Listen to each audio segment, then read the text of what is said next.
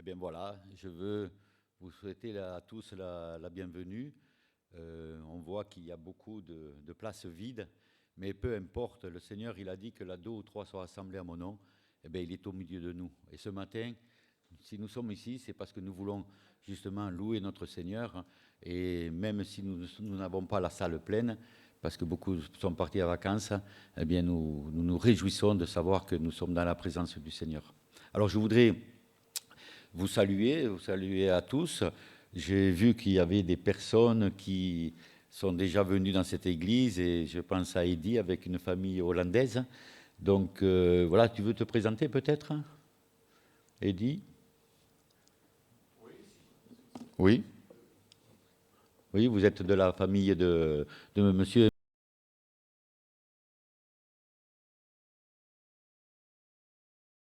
Vraiment à cœur de, de voir la famille Pelzer ici.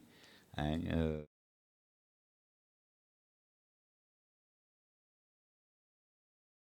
soyez la bienvenue et n'hésitez pas, après le culte, de venir nous voir et vraiment, on fera plus connaissance les uns et les autres. Alors, je vous propose que nous allons prier pour remettre ce culte devant le Seigneur. Seigneur notre Dieu, combien ce matin nous sommes venus dans ces lieux pour te louer, pour t'apporter toute notre reconnaissance, pour rappeler, Seigneur, ce que toi tu es, plein de bonté, plein d'amour, plein de grâce pour chacun de nous. Nous te remercions, Seigneur, de ce privilège que nous avons aujourd'hui d'être ici, de nous avoir donné le souffle de vie. Parce que c'est vrai, Seigneur, nos jours sont comptés et tu nous permets jour après jour, et tu nous fais grâce d'être encore ici. Seigneur, ce matin, nous voulons vraiment d'un cœur reconnaissant, vraiment nous appuyer sur toi et regarder à toi seul. Et nous te demandons de conduire ces instants, que nos paroles, que nos chants, que tout ce qui va être fait, Seigneur, soit toujours en ta direction. Vraiment, Seigneur, conduis toutes choses. Nous te le demandons au nom de notre Seigneur Jésus-Christ. Amen. Alors, je ne sais pas si parfois ça vous arrive, en tout cas moi ça m'arrive. Il m'arrive que certains matins, quand je me lève, eh bien, je ne sais pas pourquoi, hein, mais je me sens oppressé, je ne suis pas bien, comme on dit, ben, je me lève du mauvais pied. Mais il y a des fois aussi, par contre, où quand je me lève, eh bien, je suis heureux, je suis dans la joie, je me suis levé, tout va bien. Et quand on est dans la joie, on se met à chanter. Alors ce matin, du fait qu'on n'a pas beaucoup de monde, il nous manque des musiciens, mais on veut remercier en tout cas les musiciens qui sont là et Véronique aussi qui est là pour nous accompagner dans le chant et bien sûr Alain. Vraiment, nous voulons chanter les louanges et à la gloire du Seigneur. Alors c'est vrai qu'on n'est peut-être pas nombreux, mais si vous êtes dans la joie, je vais vous demander de vous lever et nous chanterons vraiment plein d'enthousiasme et d'amour pour notre Seigneur. Et le premier chant que je vous propose, c'est Venez le célébrer. Et ensuite, on chantera Je louerai l'Éternel.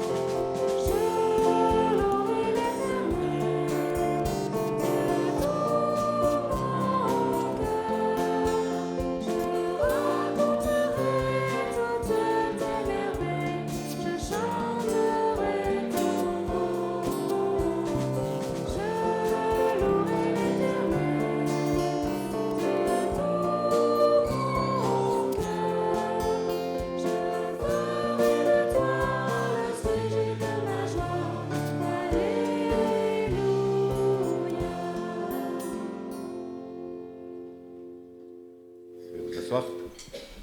Oui, venons célébrer notre Dieu et je louerai l'Éternel pour tout ce qu'il a fait et je raconterai toutes les merveilles qu'il fait. Et le Seigneur, il fait des merveilles. Et je crois que chaque jour, chacun de nous pourrait raconter les merveilles, la bonté, la grâce, l'amour de notre Dieu. Je vous propose d'ouvrir la parole de Dieu et nous lirons le psaume 100.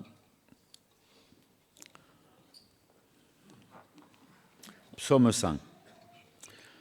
Poussez vers l'Éternel des cris de joie, vous tous, habitants de la terre.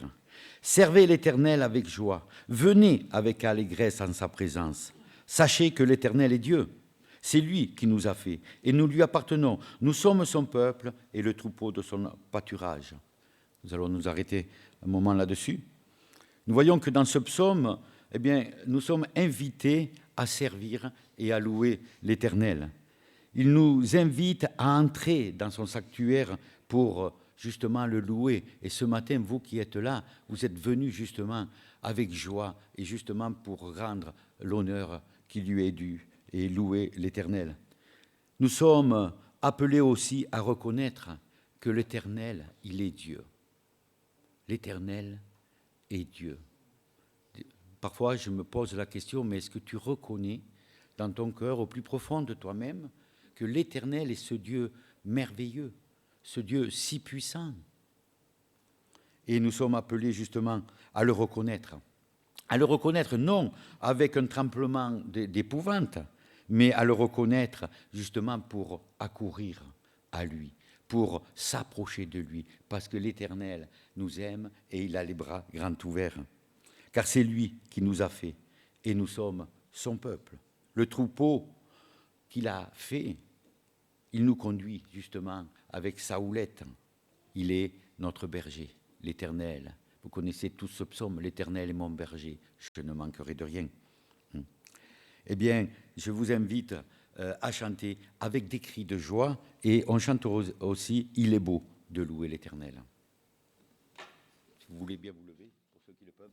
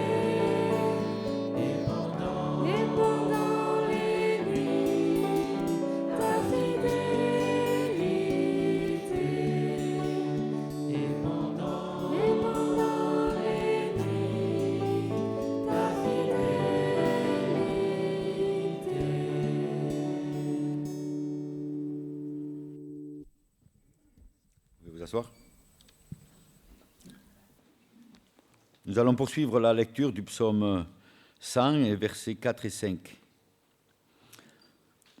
Entrez dans ses portes avec des louanges, dans ses parvis avec des cantiques. Célébrez-le, bénissez son nom, car l'Éternel est bon, sa bonté durera toujours et sa fidélité de génération en génération. Quel merveilleux Seigneur que nous pouvons avoir. Il nous est dit, entrez dans ses portes avec des louanges, dans ses parvis avec des cantiques, célébrez-le, bénissez son nom. C'est ce que nous voulons faire. C'est ce que nous voulons faire, c'est vrai, à travers ce que nous pouvons dire, à travers les chants. Et je vous propose aussi d'exprimer aussi ce que le Seigneur est par de nouveaux chants. J'entre dans tes portes avec des louanges et suivi, car ta bonté durera toujours. Pour ceux qui le peuvent aussi, je vous propose de vous lever. J'entre dans tes portes avec des louanges.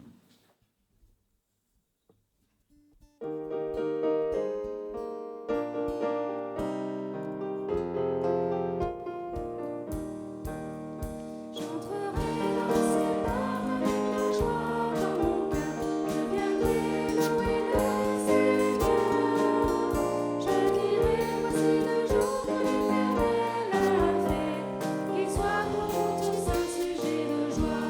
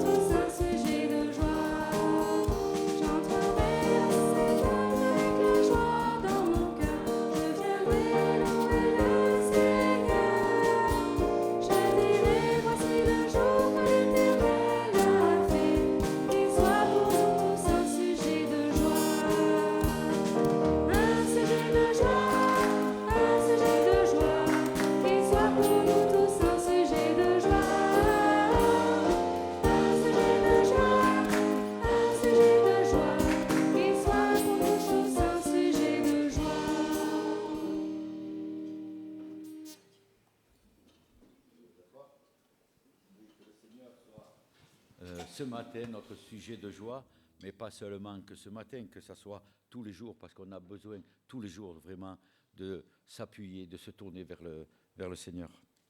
Dans Ésaïe, au chapitre 56, verset 7, il est dit que ma maison est une maison de prière. Et nous avons aussi dans le Nouveau Testament, dans Jean au chapitre 2, verset 16, c'est Jésus qui parle et qui dit « La maison de mon Père n'est pas une maison de trafic. » Et ce matin, si nous sommes ici, ce n'est pas par habitude, ce n'est pas parce que c'est dimanche, mais nous voulons venir dans la maison de Dieu, où nous pouvons nous réunir, et ensemble où nous pouvons chanter, où nous pouvons louer, où nous pouvons prier. Alors c'est vrai que la maison de Dieu est une maison de prière, et je vous propose par ce matin de pouvoir prier, que chacun le fasse tout à fait en toute liberté, que ce soit des prières courtes pour que beaucoup de personnes puissent s'exprimer, et je terminerai moi-même par la prière.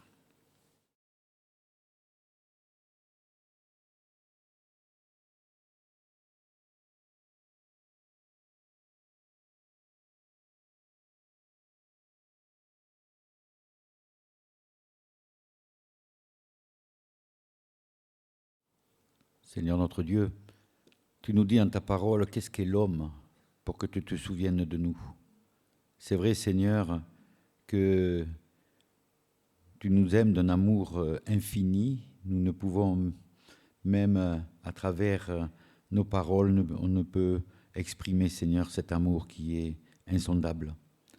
Et pourtant, Seigneur, nous qui sommes si infimes, tu es venu, Seigneur, justement. Tu es venu pour nous racheter. Tu nous aimes, tu nous as fait grâce, et ce matin, nous voulons être reconnaissants.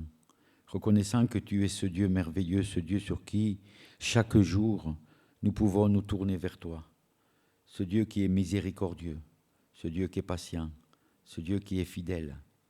Oui, Seigneur, tu es notre Père, et nous savons que tu, en tant que Père, tu aimes tes enfants, tu as fait de nous un sacerdoce royal, un peuple élu.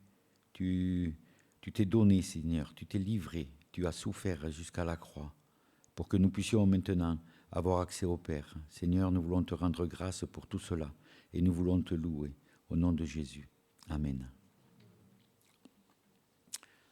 Alors, c'est vrai que d'habitude, les enfants partent, mais là, il n'y a pas de... C'est les vacances, il n'y a pas d'enfants. Mais nous sommes des enfants, peut-être des grands enfants, et le Seigneur nous demande d'avoir un cœur comme un enfant, c'est-à-dire un cœur qui n'a pas de malice, qui ne calcule pas.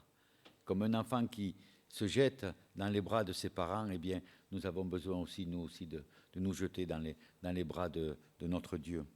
Alors, nous allons maintenant participer à la Sainte Seine, mais avant, je vous propose de chanter un cantique.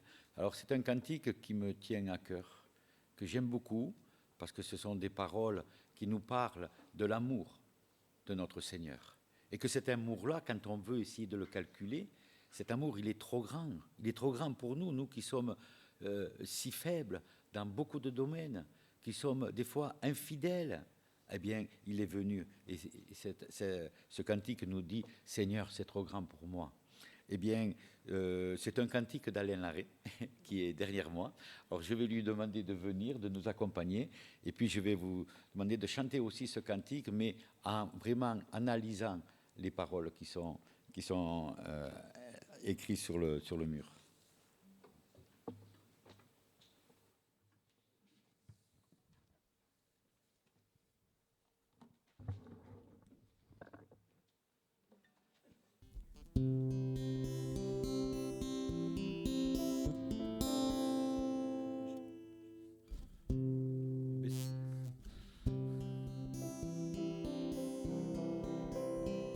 Dis-moi, Seigneur, comment tu as pu venir auprès des hommes perdus. Oh mon Dieu, je ne comprends pas comment tu as pu sur la croix pardonner tous ceux qui se sont moqués. Seigneur, c'est trop grand pour moi. Seigneur, c'est trop grand pour moi. Seigneur, c'est trop grand pour moi. Seigneur, c'est trop grand pour moi. Tu sais, Seigneur, j'étais de cela.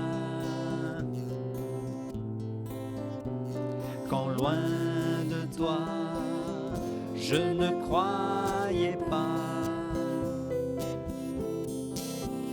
Quand je ne voulais rien savoir, déjà tu voulais me sauver.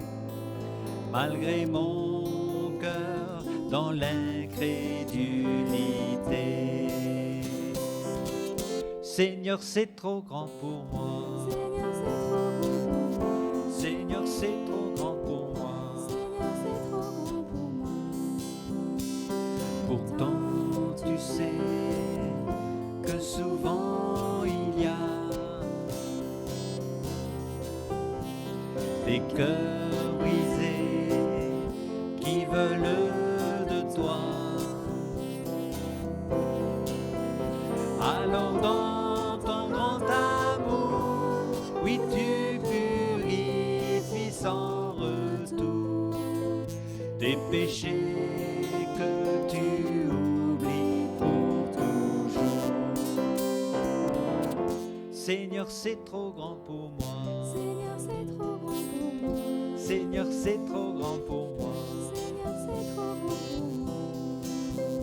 Quand partout tu es le plus méprisé, c'est encore nous que tu veux aimer. Si quelqu'un se tourne vers toi, il ne pourra pas s'empêcher de penser, Seigneur, c'est trop grand pour moi. Seigneur, c'est trop grand pour moi. Seigneur, c'est trop grand Seigneur, c'est trop grand pour moi. pour moi.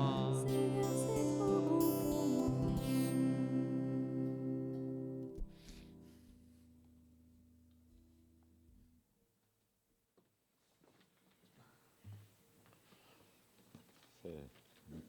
Merveilleux cantique qui nous amène à la table du Seigneur. Et je ne sais pas si vous avez bien analysé les paroles, mais voilà, c'est Seigneur, c'est trop grand pour moi. Dans ton grand amour, eh bien, tu m'as purifié. Dans son grand amour, il nous a purifiés. Il est venu sur cette terre justement pour expier notre péché. Alors, c'est vrai que la Bible nous dit qu'il n'y a pas de plus grand amour que de donner sa vie. Et je pense que peut-être dans la vie, dans les générations qui sont passées, peut-être qu'il y a eu des parents qui ont donné leur vie pour leurs enfants. Je ne sais pas.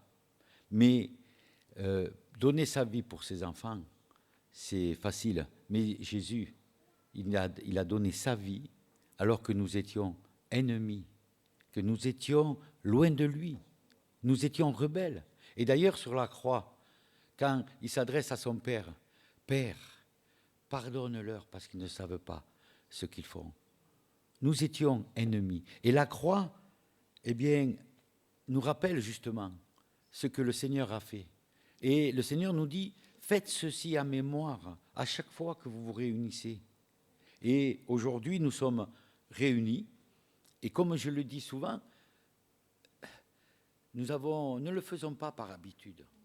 Mais rappelons-nous ce qu'a été le sacrifice de Jésus. Et Jésus lui-même, il dit, faites ceci en mémoire de moi. Et nous devons le faire avec discernement. Nous rappeler que le pain et le vin ne sont que des symboles. Mais nous rappeler ce que lui, par où il est passé. Il nous a même dit qu'il y avait des grumeaux de sang qui lui tombaient du front. Tellement ce sacrifice était dur. Il y avait la souffrance, mais il y a eu surtout cette séparation de Jésus, Fils de Dieu, avec le Père. Cette séparation alors qu'ils étaient en harmonie, ils étaient unis. C'est ça qui a été dur. Alors, la Bible nous dit, examinez-vous vous-même. Et tous ceux qui ont accepté Jésus-Christ comme leur sauveur, qui en ont témoigné, alors publiquement, à travers les eaux du baptême, eh bien, je vais vous demander de vous lever, c'est tout simplement pour faciliter la tâche. Et pour ceux qui n'ont pas encore fait le pas, aujourd'hui, le Seigneur nous appelle, hein, et que vous puissiez vous dire, Seigneur, c'est trop grand pour moi, dans ton grand amour, eh bien, tu peux me purifier, eh bien, je veux accepter. Hein. Alors, ce n'est pas parce qu'on est meilleur que n'importe qui, mais je crois que nous devons le faire avec discernement. Et si nous n'avons pas fait le pas, eh bien, il vaut mieux s'abstenir, parce que la Bible nous dit que celui qui mange et boit le pain et le sang, sans discernement, eh bien, il boit un jugement contre lui-même. Alors, nous allons maintenant nous lever, pour ceux qui le peuvent, pour participer. Je vais appeler les frères que j'ai sollicités qui vont venir m'aider à distribuer la Sainte Seine.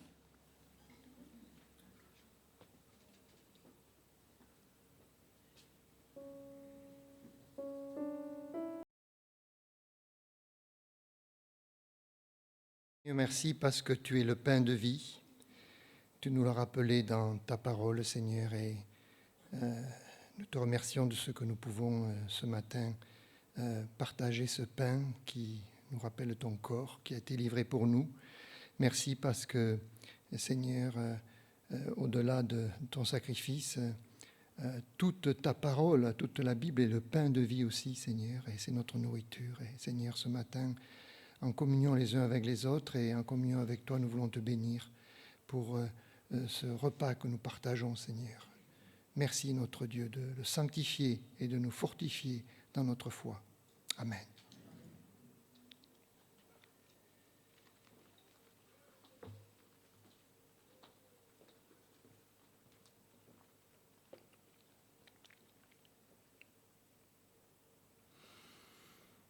Oui, Seigneur, comme on vient de le chanter, c'est ce sacrifice, il est trop grand pour moi, il est trop grand pour chacun de nous ici.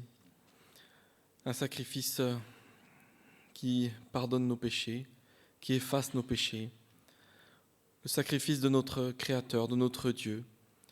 Comment comprendre une chose si incroyable, une chose si grande? Oui, on va encore ce matin se le rappeler. Réaliser autant qu'on le peut ce que tu as fait pour nous, réaliser autant qu'on le peut la souffrance que tu as eue et réaliser aussi autant qu'on le peut la délivrance que cela représente, d'être nettoyé de nos péchés et de pouvoir être auprès de notre Père en sa présence. Oui, gloire à toi Seigneur, gloire à toi notre Dieu. Amen.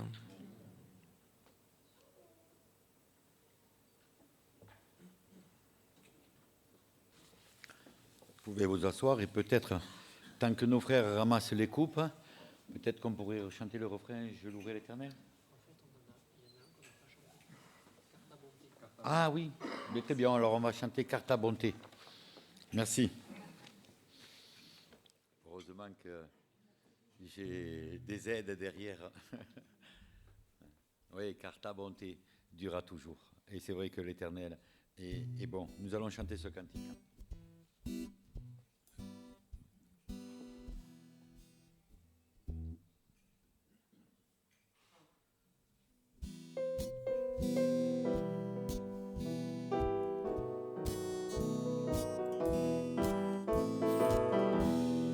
Ta bonté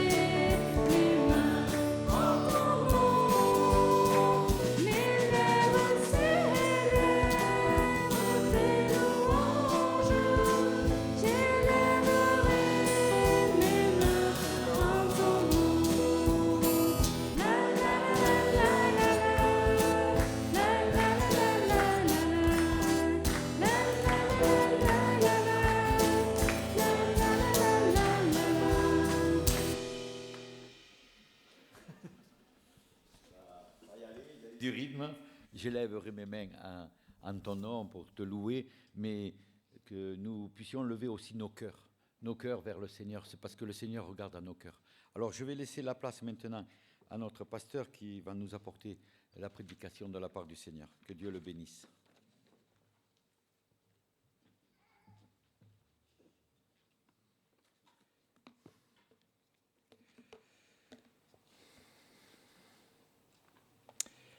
Alors hier, il y avait un magnifique mariage. On peut encore en voir quelques vestiges. Et je pense, mesdames, si un des bouquets vous plaît, prenez-le à la fin. Hein. Nous ne savons pas quand sera le prochain mariage, mais voilà, en tout cas, ce fut une journée bénie, très chaleureuse dans beaucoup d'aspects, mais c'était vraiment super. Et un témoignage vibrant a été donné de la joie de connaître le Seigneur et de nous appuyer sur lui. Alors, le mariage est une magnifique illustration. Et ce matin, je voudrais parler de l'Église et de la feuille de route de notre Église, puisqu'en fait, la vie chrétienne, individuelle comme ensemble, prend appui sur la réalité du mariage. C'est assez étonnant. Et on a parlé d'alliance, on a distribué le pain, la coupe, qui est un symbole de l'alliance en Christ. Et c'est une alliance tout de même qui, dans sa nature, est assez particulière et on ne le voit pas souvent sous l'angle du mariage. Je m'explique. Quand Dieu s'attache à un peuple, à son peuple, dans l'Ancien Testament, que dit-il dans Ésaïe 54:5 ? Ton Créateur est ton époux. Verset assez surprenant, n'est-ce pas ? L'Éternel des armées est son nom, et ton Rédempteur est le Saint d'Israël, il se nomme Dieu de toute la terre. Ton Créateur est ton époux. Voilà ce que le Seigneur a voulu indiquer à son peuple. S'agissant de l'Église, nous avons plusieurs passages. Par exemple, 2 Corinthiens, chapitre 11, « Je vous ai fiancés à un seul époux, pour vous présenter à Christ comme une vierge pure. » Et Apocalypse nous dit aussi, dans le chapitre 19, par exemple, verset 7, « Réjouissez-vous et soyez dans l'allégresse, apportons-lui notre hommage, voici bientôt les noces de l'agneau. » L'agneau, c'est Christ, et sa fiancée s'est préparée. C'est assez fort comme comparaison, mais pourquoi le Seigneur a voulu cela ? Et je voudrais vous indiquer quelques aspects pratiques qui vont nous aider justement dans notre vie chrétienne et dans notre vie d'Église. Car s'il y a cette image du couple, du lien, du mariage comparé à la vie chrétienne, c'est parce que le Seigneur veut souligner des choses fortes.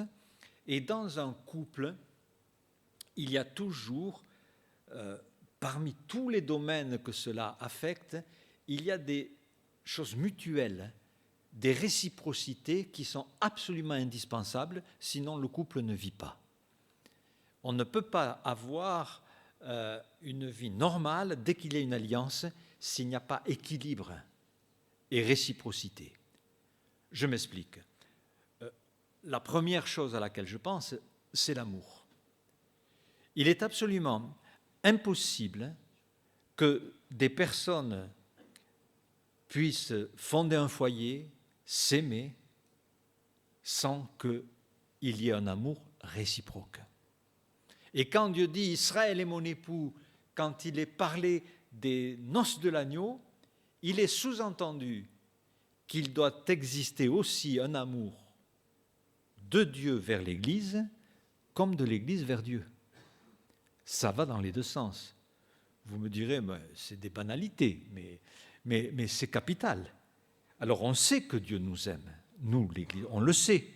Dieu a tant aimé le monde qu'il a donné son Fils unique. Et hier, nous avons eu l'occasion de le souligner haut et fort. Dieu nous aime. c'est certain. Et cet amour est pour tous. Dieu a tant aimé le monde afin que quiconque croit en lui, quiconque. L'amour de Dieu, la Bible nous dit, est répandu dans nos cœurs par l'Esprit qui nous est donné. Et maintenant, et nous? Est-ce que nous aimons notre Seigneur comme lui nous aime? Car sinon, ça va faire une alliance très, très, très déséquilibrée. Jusqu'où aimons-nous notre Seigneur? Et vous vous souvenez, Jésus dit à Pierre, « M'aimes-tu? M'aimes-tu » Et Pierre est presque indigné, « Mais Seigneur, bien sûr, tu sais que je t'aime. »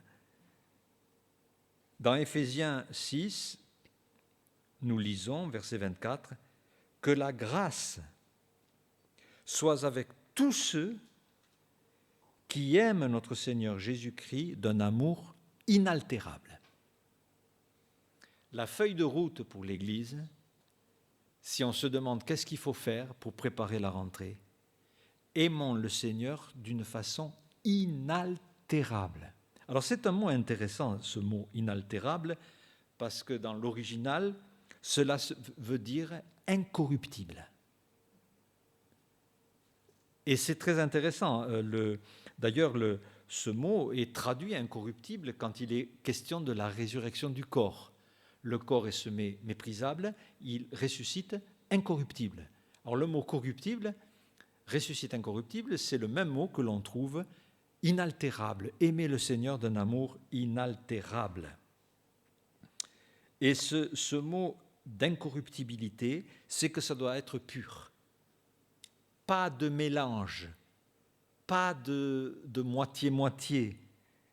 Il ne peut pas être altéré puisque c'est inaltérable. Et c'est altéré que va venir le mot adultère. Adultérer quelque chose, c'est le couper, le mélanger. Quand il y a adultère, c'est qu'on a coupé notre alliance et on l'a mélangé à autre chose. Quand des marchands de lait voulaient faire du profit autrefois, eh bien, dans des bidons, ils remplissaient jusqu'à un certain niveau et puis ils ajoutaient de l'eau, ni vu ni connu. Le lait était altéré, il n'était plus inaltérable, il était devenu adultérien. Comment aimons-nous le Seigneur? L'aimons-nous d'une façon inaltérable? Cela doit nous interpeller. Je pense à une autre chose qui est réciproque, c'est bien sûr la joie provoquée. Alors vous auriez vu les époux hier, la joie qu'ils avaient l'un envers l'autre, l'un provoqué par l'autre, et heureusement, parce que si l'un est heureux et l'autre fait la tête, on se dit, oulala, c'est mal parti.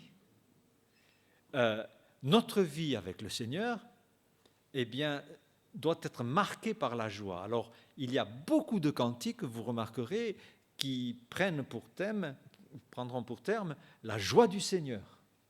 Et c'est vrai que la Bible dit, la joie du Seigneur, c'est notre force.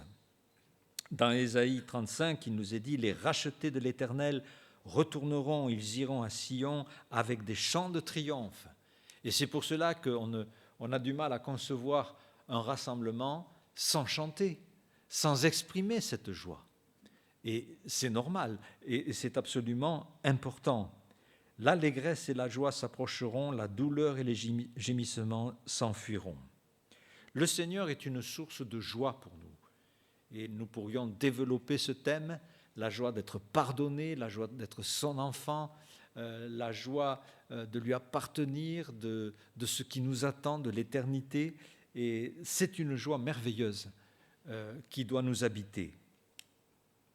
Mais, sommes-nous une source de joie pour notre Seigneur? Puisqu'il y a une alliance dont le mariage est l'illustration. Quelle joie nous apportons au Seigneur? Et c'est quand même un aspect intéressant. Ésaïe 62, 5 dit ceci, « Comme la fiancée fait la joie de son fiancé, et vous auriez dû voir la tête d'Antoine hier, hein, on savait d'où venait sa joie. Ainsi, tu feras la joie de ton Dieu. Et quand Dieu regarde l'Église, est-il dans la joie? Parfois, quand on voit le parcours d'Israël, eh bien, le Seigneur était affligé et parfois en colère contre son peuple qui avait altéré cet amour, et finalement, il aimait son peuple, mais ce n'était plus une source de joie pour lui. L'apôtre Jean va dire quelque chose d'intéressant. Je n'ai pas de plus grande joie d'apprendre que mes enfants marchent dans la vérité. Donc c'était l'apôtre qui parlait des enfants spirituels. Et sa plus grande joie en tant que père spirituel, c'est de savoir que les enfants marchaient dans la vérité. Une des plus grandes joies du Seigneur concernant l'Église, qui est la colonne et l'appui de la vérité, c'est de savoir que l'Église garde la vérité. Et aujourd'hui, il y a beaucoup de programmes qui étouffent un peu cette vérité.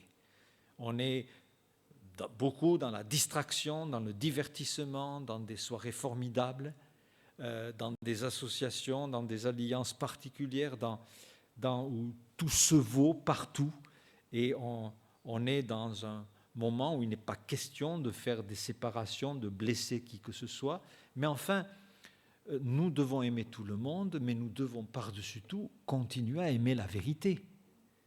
Et l'amour envers les gens ne doit pas être au sacrifice de la vérité. Une autre réciprocité entre l'alliance du couple ou l'alliance du peuple de Dieu, c'est l'admiration. Il y a dans le cantique des cantiques ces passages « Ta voix est douce, ta figure est agréable ». Vous vous rendez compte de ce que nous dit le cantique des cantiques? C'est le bien-aimé qui parle à sa bien-aimée. Donc c'est un livre de la Bible, pour vous qui ne connaissez pas la Bible, c'est un livre d'amour, vraiment, sur ce thème-là, et que l'on peut appliquer à la vie du peuple de Dieu, bien sûr. C'est quelque chose de très fort, où nous voyons, c'est au chapitre 2, verset 14, « Fais-moi voir ta figure, fais-moi entendre ta voix ». Dieu se plaît à nous regarder. Quand quelqu'un commence à s'attacher, un jeune va s'attacher à une jeune fille et réciproquement, souvent sur le téléphone, qu'est-ce qu'il y a en premier sur le fond d'écran? C'est pas la photo des Pyrénées, hein. C'est sa photo qui devient tellement important. Fais-moi voir ta figure. C'est ce que le Seigneur dit à la bien-aimée ici dans le Cantique des Cantiques. Et pourtant, la bien-aimée plutôt avait parlé de sa figure. Donc, quand elle parle du fait qu'elle elle est devenue noire. Regardez le verset 5 du chapitre 1. « Je suis noire, mais je suis belle ». Ça, c'est la bien-aimée qui parle. Pourquoi il est dit cela? Parce que la bien-aimée travaillait dans les vignes. Elle était marquée par le travail et par les brûlures du soleil. « Je suis noire, mais je suis belle ». Et c'est vrai que l'Église passe dans sa mission, dans son temps sur la terre, par les marques du service. Et les marques du service sont parfois très profondes, laissent des traces, mais le Seigneur veut nous contempler. C'est nous qu'il veut voir. Et c'est quelque chose d'absolument encourageant. Et nous ne pouvons rien lui cacher. Et s'il y a eu des blessures, des périodes difficiles, des moments contraignants, eh bien, nous devons continuer à rester près de notre Seigneur. Et nous-mêmes, de notre côté, évidemment, nous croyons en lui sans le voir. Mais il y a beaucoup de passages dans la Bible qui parlent de regarder ses œuvres, regarder sa bonté, regarder ce qu'il fait. Et on peut contempler notre Seigneur dans ses attributs, dans tout ce qu'il révèle à notre cœur, jusqu'au jour où nous le verrons face à face. Et la Bible dit, quand nous le verrons, nous serons semblables à lui, parce que nous le verrons tel qu'il est. Et bien sûr, il y a aussi la voix. Dans le chapitre 2, il est dit « Ta voix est douce, ta figure est agréable ». C'est aussi quelque chose d'important. Dieu aime nous entendre. Il nous entend. C'est vrai qu'il est dit « Mes paroles ne sont pas sur ma bouche que déjà tu les connais ». Alors ça arrive entre nous et Dieu. Ça arrive moins au niveau du couple.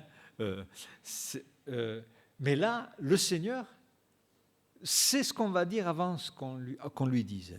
Et pourtant, c'est le Seigneur qui dit « Fais-moi entendre ta voix ». Et de notre côté, quand on prend l'habitude de dialoguer avec Dieu, eh bien, on est particulièrement enrichi. Son plaisir, c'est de nous écouter. Il y a des couples qui ne se parlent plus, qui ne communiquent plus. Il y a des chrétiens qui ne communiquent plus avec le Seigneur, qui n'ont pas des moments où ils parlent avec le Seigneur. Et si l'Église s'arrête de communiquer, c'est la catastrophe. C'est la catastrophe. Surtout, il ne faut pas penser, oui, moi je parle, c'est l'autre qui ne comprend rien ou qui n'entend rien. Un mari avait soupçonné sa femme de devenir sourde. Alors il a voulu faire un test. Elle était installée dans un fauteuil et lui, il était à quelques mètres derrière. Il se met à 5 mètres et il dit « Est-ce que tu m'entends ?» Rien. Il s'approche d'1 mètre. « Est-ce que tu m'entends ?» Rien, pas de réponse. À 3 mètres. « Est-ce que tu m'entends ?» Rien. Il fait le tour du fauteuil, il se met devant elle. « Et là, est-ce que tu m'entends ?» Et elle répond, pour la 4e fois, « Je t'entends. »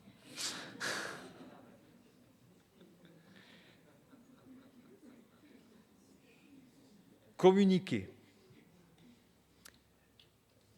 Psaume 116:1, « J'aime l'Éternel, car il entend ma voix. Il a penché son oreille vers moi. » Et c'est quelque chose de merveilleux. Et je voudrais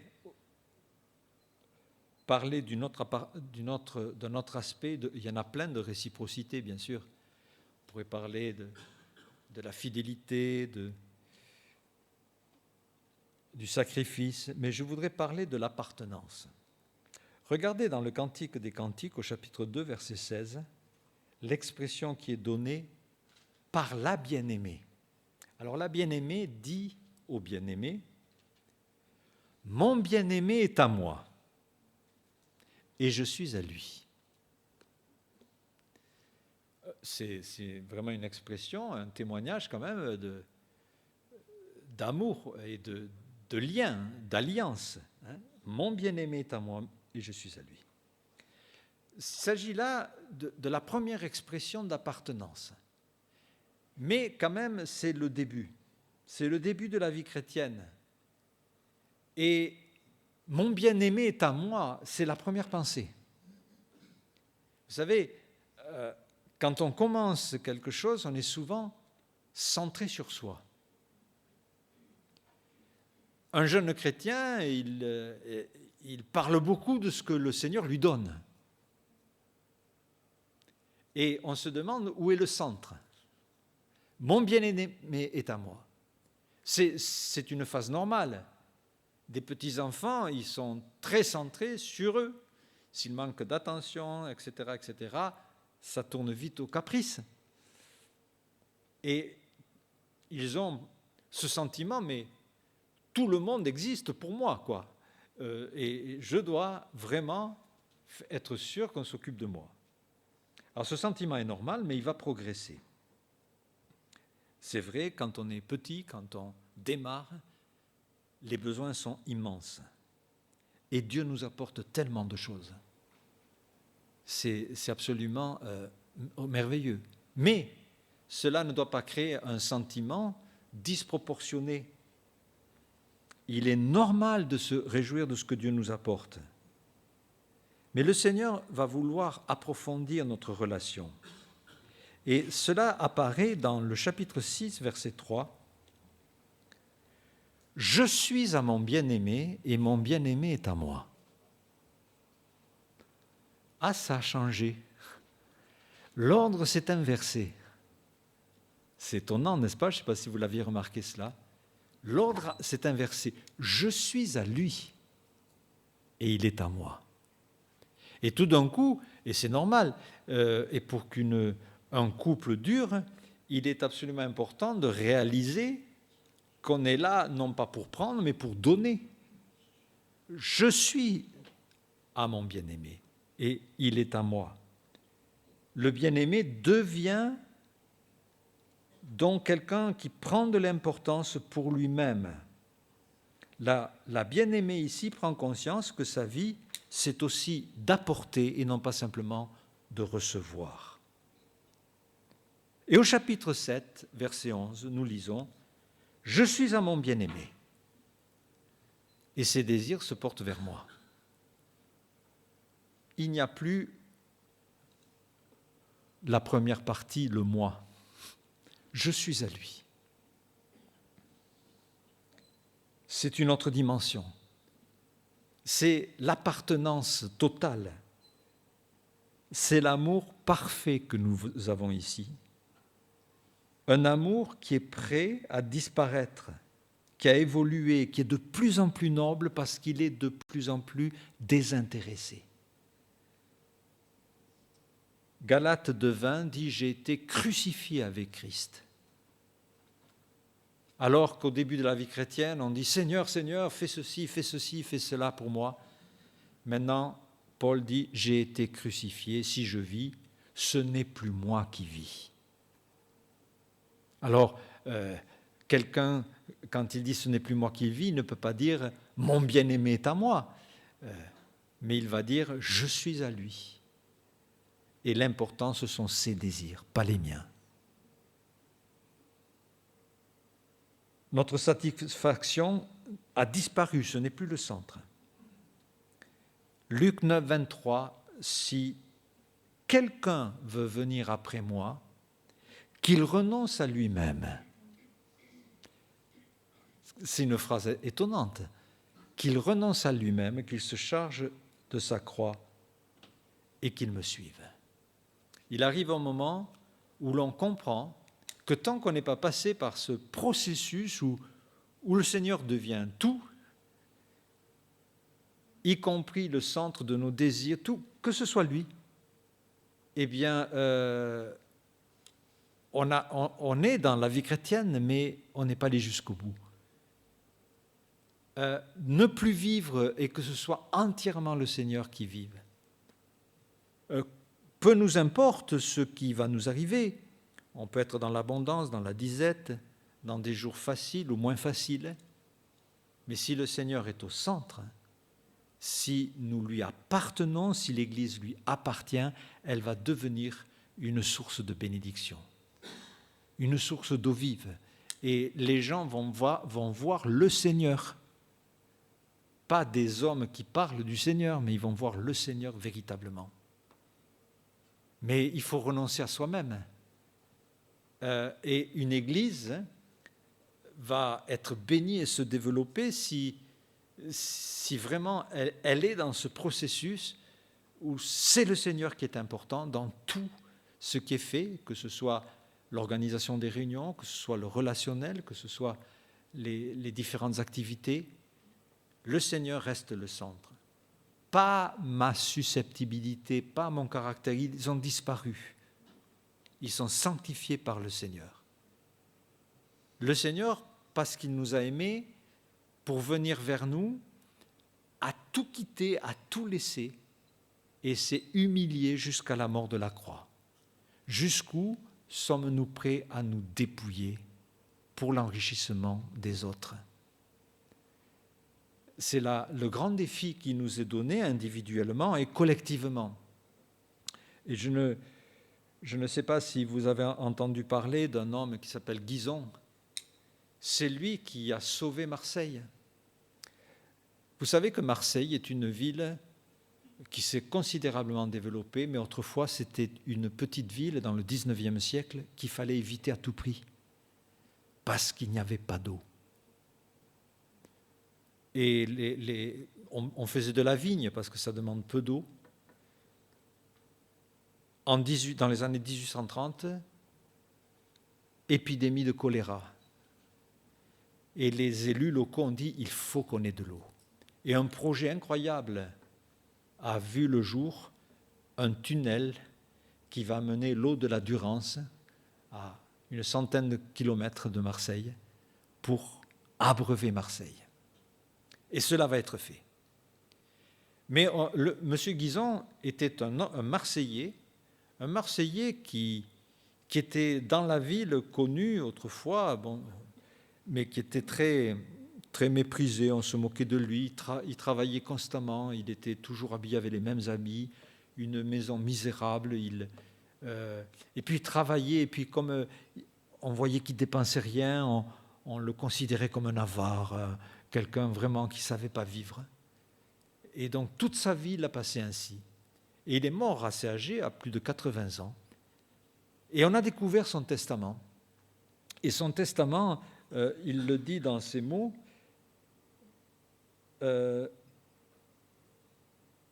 j'ai remarqué que la population de Marseille souffrait extrêmement par manque d'eau. J'ai consacré ma vie à épargner, à économiser pour la construction d'un aqueduc, qui est une partie donc de cette rivière qui va arriver jusqu'à Marseille, de ce canal qui va arriver. Et j'ai voulu que la ville ait de l'eau. Il a eu un sacrifice total, alors qu'on se moquait de lui d'ailleurs, on ne l'avait pas compris, on ne le connaissait pas. Et Marseille a complètement changé.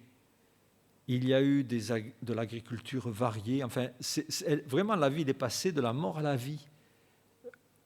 Et l'eau à Marseille dépend de cette construction et de ces sacrifices.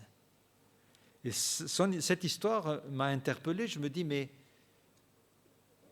quand est-ce que je me suis oublié un peu et je me suis donné pour justement que d'autres soient abreuvés spirituellement? Alors jamais, comme aujourd'hui, le monde n'a été dans une sécheresse, des besoins spirituels. C'est incroyable. Ne nous affolons pas, nous n'avons pas besoin de calculer, mais quel genre de programme il faut faire. Il nous suffit d'aller jusqu'au bout avec le Seigneur, de nous placer entre ses mains, et Dieu va nous utiliser pour être une bénédiction pour tout le monde. Programme ou pas programme, que l'on ait beaucoup de musiciens ou peut-être moins de musiciens, que l'on ait tout l'encadrement qu'il faut ou qu'il en manque, mais l'important, d'abord, c'est que nous comprenions qu'on ne s'appartient plus. Dans l'alliance avec le Seigneur, on ne s'appartient plus. Nous appartenons à notre Seigneur. Mais c'est vrai que lui est à nous, il va tout nous donner. Et il va même faire en sorte que lorsqu'on le voit, on soit semblable à lui.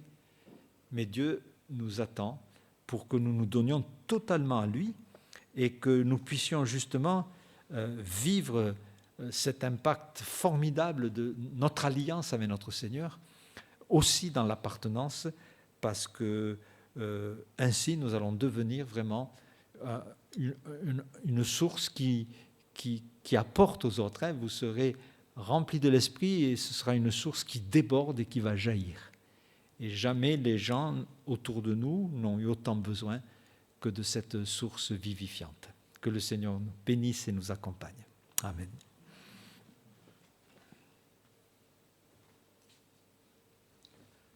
Merci à Alain, merci au Seigneur de ce que nous avons pu entendre ce matin. Ce n'est plus moi qui vis, mais c'est Christ qui vit en moi. Il faut que ce soit vraiment notre espérance, notre désir, c'est de nous abandonner à lui et que lui, il soit en nous. Et c'est comme ça que nous arriverons, c'est vrai, à marcher. Alors peut-être pour terminer cette prédication, je vous propose de chanter un chant, c'est « Je te donne mon cœur ». Ça va bien avec ce que nous avons pu entendre, c'est que Dieu veut notre cœur, pas simplement nos paroles, mais notre cœur. Chantons ce cantique et pour ceux qui le peuvent, si vous voulez bien vous lever.